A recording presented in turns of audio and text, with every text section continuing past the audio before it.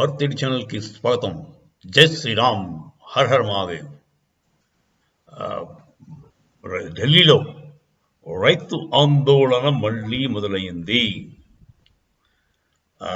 మీకు జ్ఞాపకం ఉందో లేదో, 2021లో అలాగే ఒక ఏడాది పాటు సాగింది. అప్పుడు ఎర్రకోట పైన జెండా కూడా ఎగరేద్దామని ఖలిస్తానీ తీవ్రవాదులు ట్రై చేశారు. అది లక్కీగా మనకి అంటే కరోనా రావడం వల్ల ఆగింది అనుకుంటా. సో బేసిక్గా రైతులు అనేసరికి గవర్నమెంట్ కొంచెం సాఫ్ట్ కార్నర్ బిహేవియర్, కొంచెం వాళ్ళతో గట్టిగా వాళ్ళని అరెస్ట్ చేయడం అలాంటివి చేయరండి. దానివల్ల వాళ్ళు రెచ్చిపోయి లాస్ట్ టైం చాలా ఢిల్లీలో ప్రజలకి, మొత్తం గవర్నమెంట్కి, అందరికీ కూడా ఇబ్బంది కలిగించారు. మిగతా దేశాలు కూడా మనకి చాలా చులకనగా చూడడం మొదలెట్టాయి. వీళ్ళేంటి ఢిల్లీనే ముట్టడితే ఏం చేయలేకపోయారు, వీళ్ళు ఇంకేం చేసుకుంటారు, వాళ్ళ దేశాన్ని ఎలా ప్రొటెక్ట్ చేసుకుంటారు అన్న ధోరణిలో ఉండేవారు. మిగతా దేశాలు యూకే, కెనడా వాళ్ళంతా అలా మనని చులకనంగా చూడడం మొదలెట్టారు.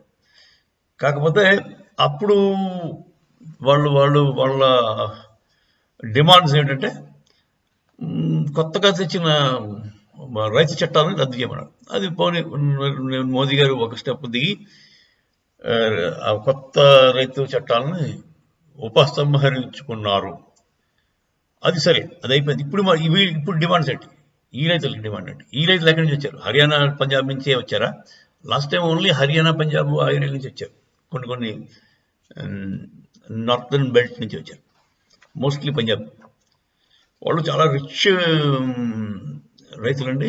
బెంజ్ కార్లోను, ట్రాక్టర్లోను, తర్వాత వాళ్ళ టెంట్స్, వాళ్ళ వాళ్ళ వాళ్ళ మందు, మార్బలం అన్నిటితో వచ్చారు. ఫుల్గా సాయంత్రం అయ్యేసరికి ఎంజాయ్ చేశారు. ప్రాంగ్డ్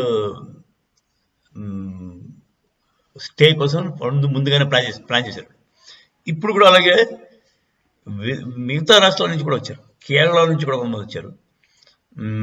ఇప్పుడు వాళ్ళ డిమాండ్స్ ఏంటంటే స్వామినాథన్ గారు ఇచ్చిన కమిషన్ తాలూకు రిపోర్ట్ ప్రకారం వాళ్ళకి support price, minimum support price ఇవ్వాలని చెప్పి డిమాండ్ చేస్తారు. అది బాగా తప్పలేదు. దానికి మరి స్టేట్ గవర్నమెంట్స్ చూసుకోవాలండి. అది యాక్చువల్గా స్టేట్ గవర్నమెంట్స్ పర్వీలో ఉంటుంది అది. ఈ మినిమం సపోర్ట్ ప్రైస్ అన్నీ కూడా అది వాళ్ళు చూసుకోవాలి. వాళ్ళని అడగకుండా డైరెక్ట్గా ఢిల్లీ కిందకి వచ్చారు. అది కొంచెం సస్పిషియస్గానే ఉంది. ఎందుకంటే ఎలక్షన్స్ ముందు మోదీ గారికి ఎలాగోలాగా చెడ్డ పేరు తీసుకురావాలి, మోదీ చేతకనవాడని చూపించాలి. అందుకోసమని అపోజిషన్స్, మన George Soros, Bill and Melinda foundations, వాళ్ళంతా కూడా సాయశక్తులా ట్రై చేస్తారు. మోదీని గెలవకుండా చూడాలి. దానికోసమని ఈ ఎత్తుల్లో ఒకటి అని అనుకోవచ్చు. మరి దాన్ని ఎలా కౌంటర్ చేస్తారు, దాన్ని ఎలా ఆపుతారు అన్నది మోదీ గారు, అమిత్ షా గారు ఏం చేస్తారో చూడాలి.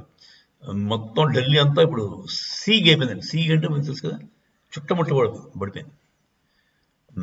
ఎక్కడికక్కడ బ్యారికేడ్స్ వేస్తారు. పోలీసు వాళ్ళు ముందు జాగ్రత్తగా బ్యారికేడ్స్ వేస్తారు. తర్వాత ముళ్ళ కంచెలు లాంటివి, అంటే బార్బుడ్ వైర్ ఫెన్సింగ్ కూడా వేస్తారు చాలా మటుకు. సో అవుట్స్కర్ట్స్లో ఉన్న ప్రజానీకానికి చాలా ఇబ్బందికరం. వాళ్ళ ఆఫీస్కి వెళ్ళలేరు, పిల్లలు స్కూల్కి వెళ్ళలేరు. వాళ్ళు ఎక్కడ ఉన్న వాళ్ళు అక్కడ ఉండవలసి అయిపోతుంది. అంటే లోపల ఉన్నవాళ్ళు పర్లేదు, బయట ఉన్న వాళ్ళకి ఇబ్బంది. కొంచెం ఢిల్లీ అవుట్స్కర్ట్స్లో ఉన్న ప్రజానీకానికి చాలా ఇబ్బందికరంగా ఉంది. వాళ్ళందరూ ఆఫీసులు సెలవు పెట్టి కూర్చున్నారు, పిల్లలు కూడా స్కూల్ లేవు, ఇంట్లోనే ఉంటున్నారు. ఇది మరి దీన్ని ఎలా అరికెడతారు, ఎలా సాల్వ్ చేస్తారు అన్నది మనం చూడాలి. రేపొద్దున ఏం జరుగుతుందో చూడవలసిన అవసరం. జై శ్రీరామ్, హర హర మహాదేవ్.